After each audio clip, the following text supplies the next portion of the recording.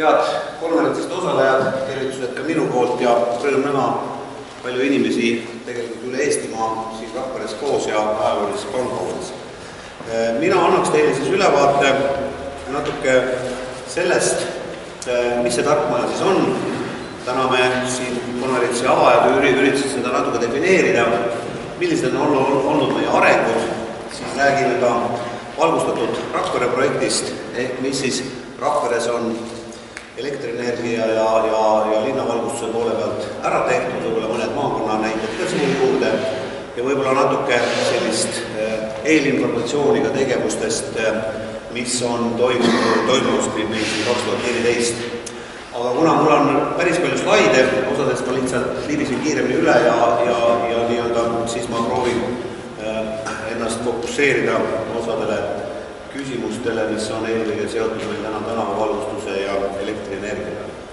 Aga hakkame peale, et aru saada, et Rakvere tarkmaja ei ole lihtsalt kellelgi tulnud mõtet, et me nüüd siia äkki Rakveresse vana pangahoone taha teeme nüüd selle targa maja, vaid ma üritan oma esimese ettekande osas rääkida, et me oleme tegelikult osa kahesugusest võrgustikust. Ühelt poolt me oleme siis Vabariigi Valitsuse poolt ellu kutsutud selliste regionaalsete keskuste võrgustiku osa, kus nagu on jõudnud aru saama, et kogu teadmised ei peaks olema mitte ainult kahes Eesti linnas, Tallinnas ja Tartus, vaid võiks olla ka regionaalsed nii-öelda tõmbekeskused, kus teatud valdkondades ollakse tugevad.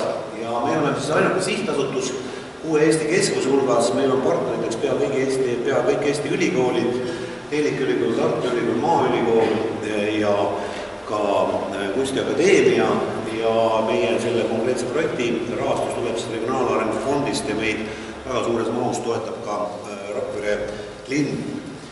Ja oleme siis üks uuest keskusest, Eestis tekib siis 6 kompetentsikeskust, meil siis oleme targamaja ja hooneautomaatika kompetentsikeskust, põlevkivi uuritakse Kohtla-Järvel, Haapsalus tegeletakse terviseedendusega, Saaremaa tegeleb väikelaeva ehitusega, Pollis tehakse tervise- ja loodustooteid, arendatakse ja Võrus siis puidutöötlemist. Nagu ma ütlesin, teised keskused on enamasti tekkinud ülikoolide baasil, ülikoolide kolledžite baasil, siis meie keskus on asutatud Tallinna Ülikooli Mainori kõrgkooli Rakvere linna poolt ja koostöövõrgustikul on meil olemas tegelikult näeme siin rida partnereid erasektori poole peal, teadus-arendusasutuste poole pealt, ma ei hakka neid siin ette lugema, aga suur osa kutseõppeasutusi, sest viimastel aastatel on ju Eestis investeeritud päris palju erinevate hoonete rekonstrueerimisse, rajatud tarku ventilatsiooni, küttesüsteeme, aga neid nii-öelda tehnilise korrashoiu poole pealt seda kaadrit või noori inimesi, kes seda oskas korras hoida, väga ei ole, nii et me teeme ka kutseõppeasutustega koostööd, Narva kutsekeskus ja ametikool ülikoolidest. Siin ma loetelu tõin avaliku sektori poolt Lääne-Viru arenduskeskus, Lääne-Viru omavalitsusliit, kõik ka vallad, kes meil on Virumaal koondunud, on meie keskuse taga, samas ka Eesti vastava sektori firmad või suurematest 4 on ja võib-olla sellistest agressiivsematest väikefirmadest jooga, aga ka teised siin, nii et meil on ka siin välispartnerid ja välissuunal teeme aktiivset tööd. Nagu Kalle Karl ütles, meie põhikompetentsiks oleks ikkagi hooneautomaatika ja sellega seonduvate tegevuste juhtimine ja selle üle arendustegevus 3 valdkonnad on siis kodu- ja kontoritehnikad, hoone automatiseeritud tehnosüsteemid ja hoonetehnikaaluse juhtimine. Ehk maja, kodu- ja kontori energiatõhusust. Ja tegutseme täna nagu 4 valdkonnas, minu siis juhtida on siis organisatsiooni arendamine ja koolitus- ja kompetentsikeskuse pool, siis testkeskkonna loomisega majaehitusega tegeleme ja 2015 siis kevad peaks ta valmis olema suve poole. Teiseks uuringud ekspertiisid ülikoolidega ja nii-öelda suhtlus ka ettevõtetega. Ühelt poolt me oleme siis kompetentsikeskuste võrgustiku osa, aga teiselt poolt me oleme Rakvere linna selline teadliku säästva linna kontseptsiooni osa. Ehk Rakvere linn juba 2009. aastal võttis osa Euroopa Komisjoni algatusest, Euroopa linnapeade paktist ja võttis linnas vastu säästva energiakava. Peale meie on selle vastu võtnud veel Tallinn, kes sellega tegeleb, aga suures linnas võib-olla need muutused ei ole nii kiired toimuma, aga Tallinn väga teadlikult ja süsteemselt sellega tegeleb. Rakvere linn võttis vastu siis lähiaastate arengu 6 valdkonnas: soojamajandus, tänavavalgustus, soojuse tarbimine, linnaplaneering, veetarbimine, linnatransport. Tänasel konverentsil me keskendume siis sellele ühele osale tänavavalgustuse poolele ja eelmine kuu rääkisime soojamajandusest nii-öelda tarbimise kui ka soojataotlemise poolest.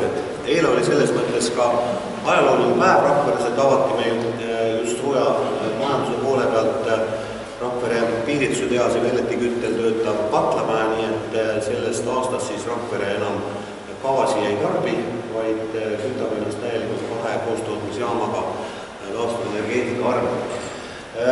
Natuke sellest raamistikust veel, et siis Euroopas ka täna järjest enam populaarsust kogu linnapeade pakt. Rakvere oli üks esimene, kes sellega liitus 2008. aastal, kui kutsuti tookordselt linnapead Brüsselisse, siis sai Rakvere linnas olnud üks esimesi, kes selle 2009. aastal alla kirjutas ja samal aastal ka linnavolikogu võttis vastu siis säästva energiakava ja Rakvere oli siis Eestis üks esimesi, nagu ütlesin, 370 linnaomas, kes selle kava alla kirjutas. Linnas kaardistati ära puhas olukord 2008 ehk nagu võrreldi kõik andmed tänavavalgustuse, soojatarbimise, sooja kuluandmed 2008. aastal ja sellest alates hakati tegema erinevaid regulaarseid ülevaateid. Ehk eesmärk oli siis hoida, linn võttis endale kohustuse hoida kokku CO2 20% 2020. aastaks.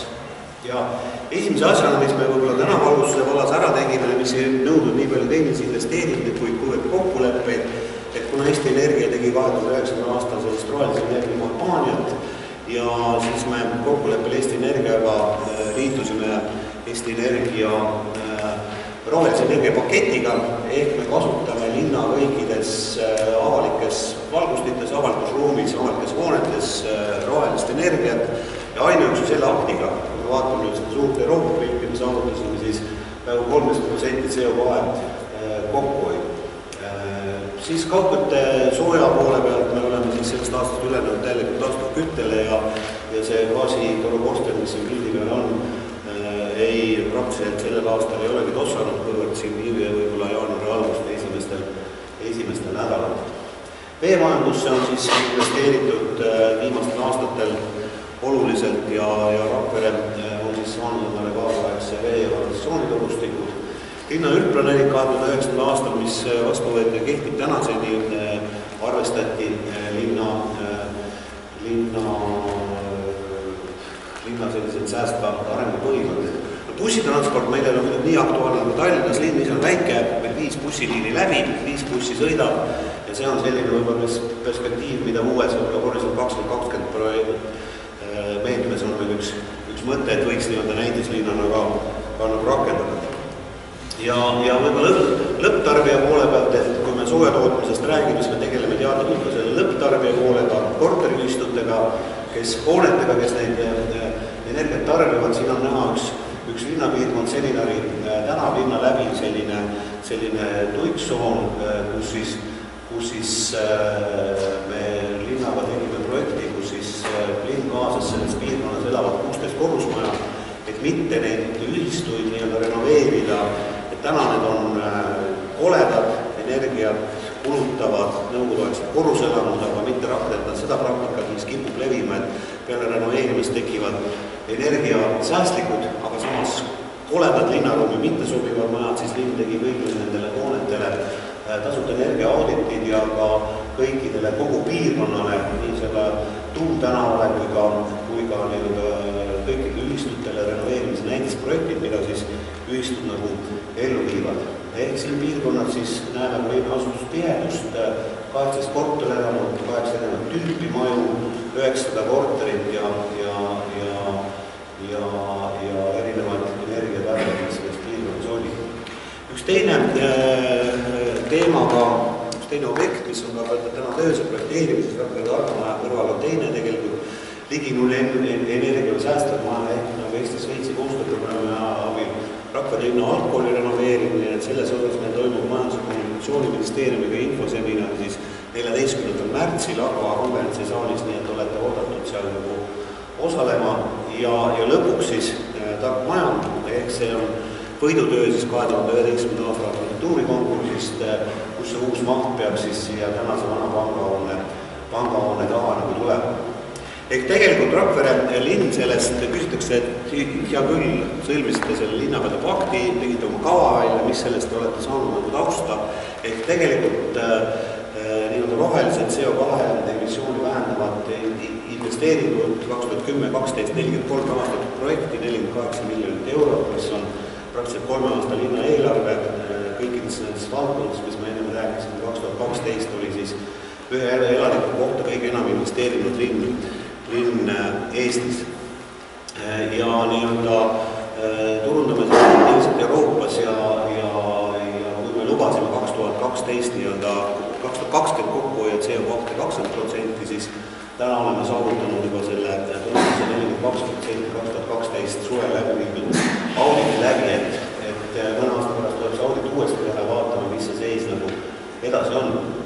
Aga tuleme nüüd Rakvere linna elektrilahenduste või selliste valguslahenduste juurde, siis ma arvan, üheks suureks õnnestamiseks meil härra Võrno istub saalis, kes selle projekti nagu tehniline autor oli ja Lennart Korbe, kes sellega ellu viis, oli siis valgustatud Rakvere, kus siis Rakvere valgustas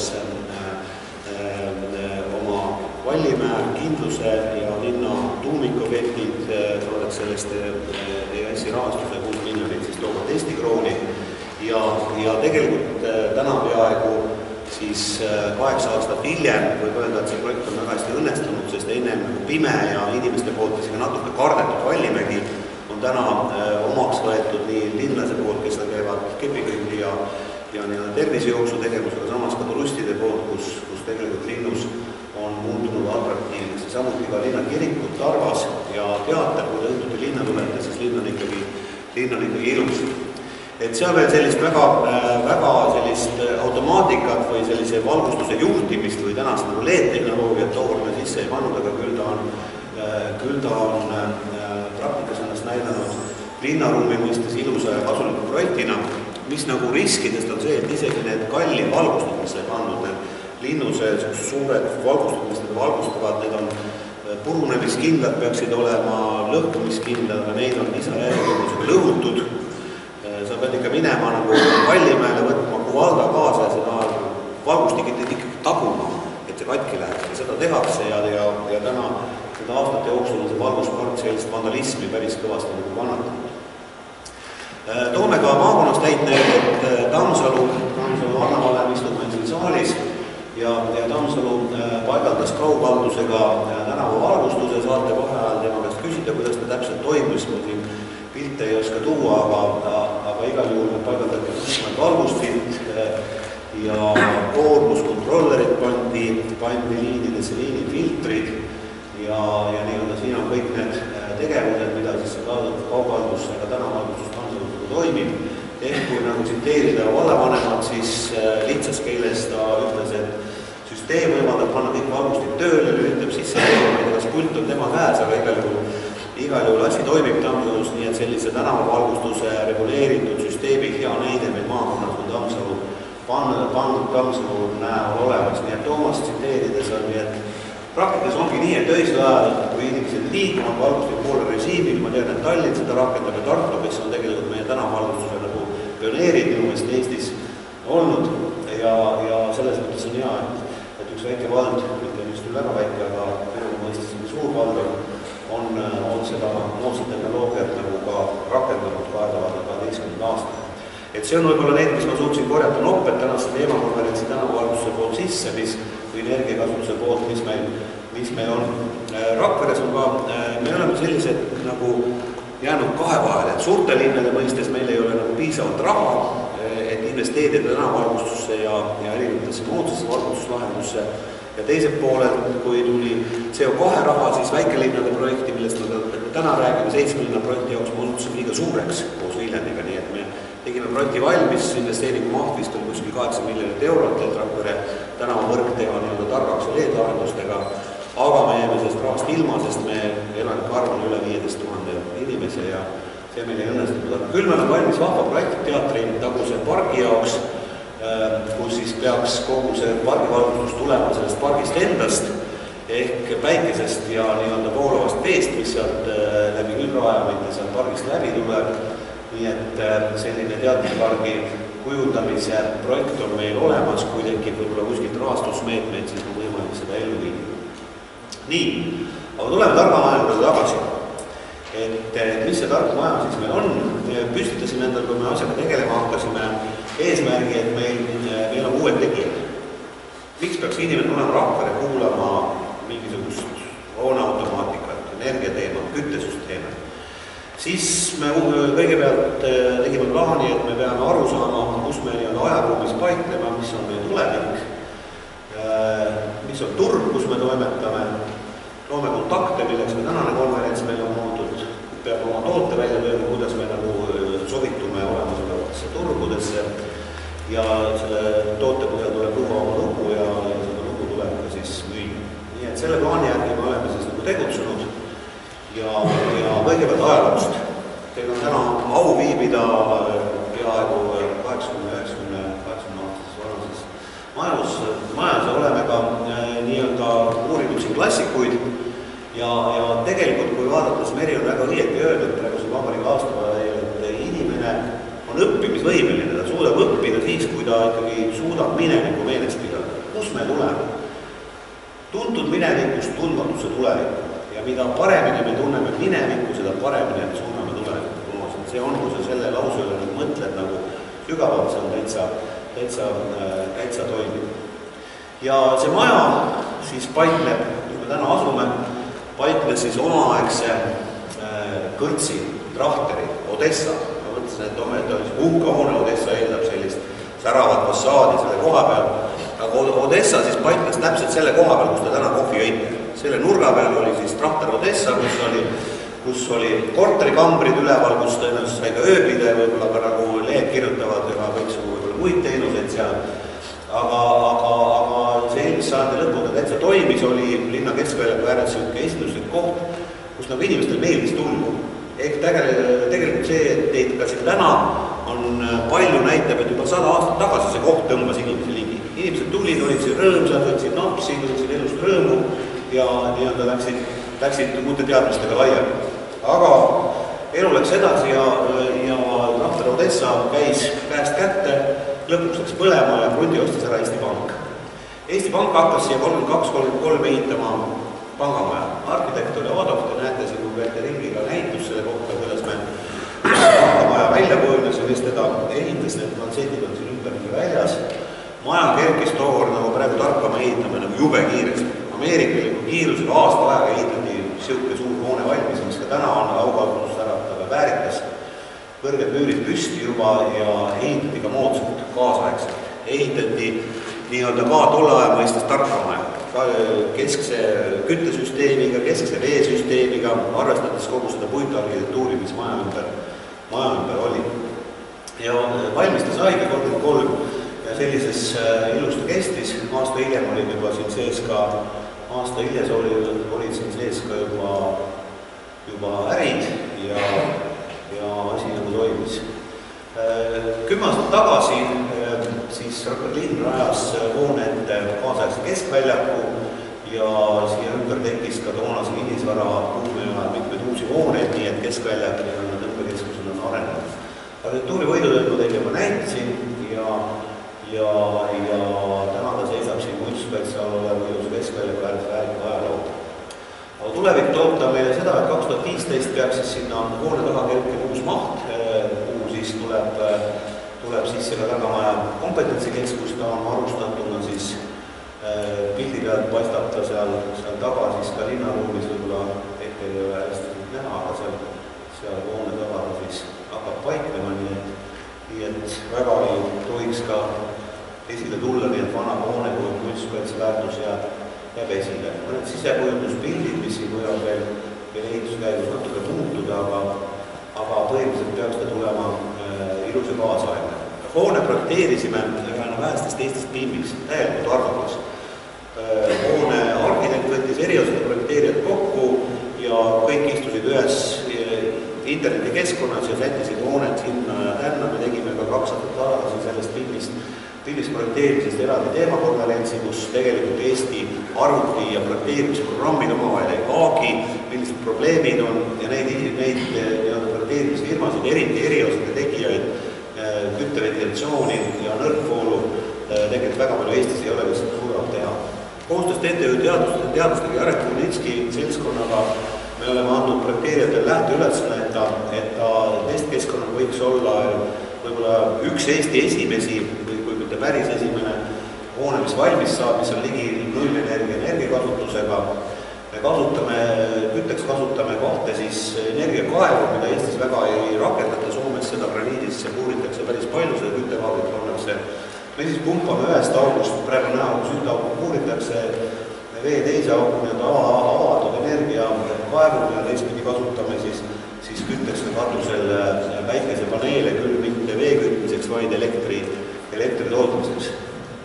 Ja praegu me kavandasime, teda aasta otsa projekteerisime ja oleme seetõttu oma tegevust, mis nendest kompetentsikeskusest viimasena oma tegevuse lõpetama ja siis ta peaks olema 2015 siis koostöös TTÜ-ga ja Maaülikooliga oleme koostööd teinud, et esimene Eesti riiginunenergia maja. Ja edaspidi kasutame ka targu kõiki tekkinud võimalusi. Nii, uurime turgu. Ehk me oleme päris kõvasti teinud tööd Euroopa ja maailma suuna peal ja võtnud jälle siin Lennart Merist õppust, et olla edukas, sa pead olema natuke sammuke teistest ees. Natuke teistest ees või natuke teistest erinema, et sinu asi saaks toimima ja saaks olla atraktiivne. Ja meie mõte ei ole mitte ainult see maja ehitada, vaid siia luua päris tõsine targa linnaruumi ja linnakeskkonna arendamise keskus, mida me teadvustame kogu regioonina innovatiivse ja kaasaegse regioonina. Nii et targast majast, targa energiakasutuse, targa linnaruumi arengukeskuseks 2015. Arendame praegu koostöövõrgustikku, töötame ettevõtjatega, ülikoolidega, üks kohtumine teise otsa ja ametikoolidega, omavalitsuste, ministeeriumidega, sellist tööd nagu jagub. Euroopas oleme liitunud Euroopa tarkade linnade ja kogukondade võrgustikuga, Euroopa Komisjoni, European Innovation Partnership algatustega, linnapede paktist ma rääkisin, Euroopa teemanädalad, erinevad Euroopa suunas me teeme väga aktiivset tööd ka maailmas, Jaapan, Araabia ja teised maad, kes seda valdkonna tegelevad. Mõned pildid sellest, kuidas me eelmisel aastal osalesime Brüsselis avatud päevadel, saatsime kirja Brüsseli 3000 eestlasele. Brüsselis elas 3000 eestlast, mis on peaaegu sama palju, kui Tammsalu vallas on. Vähem, jah. Terve Tammsalu vallatäis inimesi ja neist tulid osad ka kohale, nii et kasutasime kohaliku leivaturult ja Pätsi siin toonangut ja see osutus päris populaarseks, nii et selline turundustegevus meil käis ja saime palju häid kontakte ja mitmete nende Eesti otsustajatega, kes selle Euroopa Komisjoni ja võrgustike saame ka ametlikult tööle. Liitusime juunis Targad linnad kogukonnad projektiga ja päris suur algatus on Euroopas tulemas, vist oli kuskil 365 miljonit järgmisel õieti omal rahastusperioodil selliste targa linna võrgustiku rajamiseks erinevatele omavalitsustele ja me üritame Eestisse seda raha tõmmata, liituda sellist suurte Euroopa võrgustikega, et tõesti see tark linnaruum võiks olla näiteks ka üks sellise Eesti linnade üks märksõna Euroopa mõistmes, kui me sellest e-valitsusest ja e-riigist täna niimoodi räägime.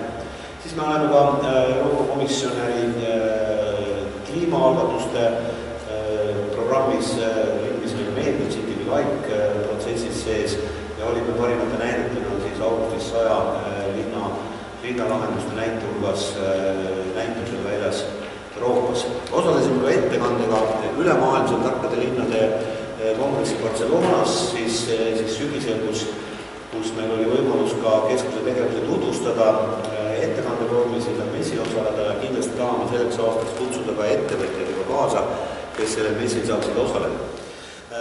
Täiesti muljetavaldava mõtte rääkis seal ära Ameerika professor Richard Florida, kes on suurepärane esineja ja paneb kuulama tund aega, nii et kuulabki, et rääkige õiget juttu, et tegelikult kui vaadata, me ikka ise seda tunnetame, et kui tegelikult Apple tuli turule 2007 iPhone, tegelikult maailm on selleks ajast tohutult muutub, kõigil meil on taskus praegu nutitelefoni. Ja mida see nutitelefon meiega sunnib käituma teistmoodi, kui ühiskond ei tule selle täna kaasa. Viimase 10 aastaga on maailm muutunud rohkem kui 100 aasta ja tehnoloogia surub meid peale. See nutitelefon taskus, need samad arvutid, uute kombikud kutsuvad meid käituma teatud viisil, mida me oleme harjunud käituma. Meie lapsed oskavad seal rohkem käituma kui me ise. Nii et selles mõttes tema nagu loogika, miks meil seda Targamaja keskus siin Rakveres arendama usume, et me loodame siia kutsuda selliseid loovaid kreatiivseid inimesi ehk nii-öelda tekivad sellised nagu kreatiivsed piirkonnad, et maailmas siuke loovklass nagu teie siin täna saalis, kes nagu hakkavad ka liikuma, kuna maailm on nii väikseks läinud. Istud lennuki peale, olete 10 tunniga kus iganes maailma otsas. Et see nii-öelda loovklass hakkab nagu omamoodi liikuma ja peatub sellises punktides, mis on siis targamaja mingisugused innovatsiooni ja nii-öelda tulevikukeskused. Nii et see teadmiste põhised, et inimesed on tuleviku sellised ideede ja teadmiste rahade nagu valdavad. Meil on võimalus seda osaleda ja me seda teemat ka jätkame nagu maailma mõistes ja osalesime veebruaris nüüd Jaapanis, siin on Toivo Tasa, kes on Jaapani suursaadik ja esindaja Jaapanis, kus me Jaapani korporatsioonid on täna valmis looma Euroopasse ja ka maailma sellises Jaapani saari, kus siis nagu promoda tugenemas konkurentsis Korea ja Hiina ja Jaapani tehnoloogiat, võib-olla meil õnnestub mõnida siia ka Eestisse. Toodes ma täna pikalt ei räägi, milleks on meil tegelikult välja töötatud tarkvere kontseptsioon, tulete mõne järgmine konverentsile kuuleta. Nii et räägime natuke teemakonverentsidest, siin on meil mõned pildid eelnevatest konverentsidest, nii et veebruaris praegu täna toimubki meil see valguslahenduste konverents. 20 märts on nutidisain, kuna on mõiste kuu tulemas väga põnevad ettekanded, meie Kunstiakadeemia professorid on välja töötanud nutikambaid, kuidas nad reageerivad sensorid sees, kuidas nad linnaruumis on, kuidas neid sisepõõduses ära kasutada. Siis koostöös Tehnikaülikooliga oleme kokku pannud õieti Tehnikaülikoolis tavapäraselt juba aastaid toimunud moonaautomaatika päeva, kus ma aktiivselt osalema. 12 märts TTÜ aulas olete oodatud kuulama, teemad on ülipõnevad ja targad minu jaoks, ma loen iga teemat ja ma lähen ja õpin seal kohal, nii et energiavaiad ja seal kõik, mis meil seal, need minu ettekanne läheb üle nii-öelda interneti pärast üles, et Urmas näitab aega, et ma ei võtaks teiste inimeste aega ära. 14 märts Aga saalis ligi nullenergia teema, räägime koostöös Majandus-Kommunikatsiooniministeeriumiga, räägime ligi nullenergia kasutustest Eesti-Šveitsi koostööprogrammi raames, kõik need omavalitsused, 6 näidet Eestist tulevad kokku ja Tulenski räägib TTÜ poolt läbiviidud uuringust ning samuti Riigi Kinnisvara, meil on hästi palju kogemusi ligi nullenergia standardi rakendamisel ja teisime omavalitsuste praktiliselt näited. Aprillis teadmiste põhine ehitus, targad ehitusmaterjalid, mais linnakeskkond, targa energiapäev juunis Euroopa ametliku partneriga, komisjoni ametliku partnerina ja aastakonverents 27-28 november, nii et sinna me tahame tuua väärilisi välisesindajaid. Nii et ka mõned õppereisid on plaanis, tahame külastada Helsingi suursaatkonda, Ameerika suursaatkonda, kes on teinud piirkondliku innovatsioonikeskuse sinna, Siemensi näidismaja Londonis, Barcelonasse, Smart City Expole kutsuks inimesi kaasa, nii et jälgige meie kodulehte ja liituge infokirjaga. Ja siin on, tegin Jaapanis pilte, et siin on logus aastakas ja sellised rõõmsad Jaapani logused hakkavad ringi, nii et aitäh teile, läksin natuke ajast üle, aga jälgige meie tegevusi ja suure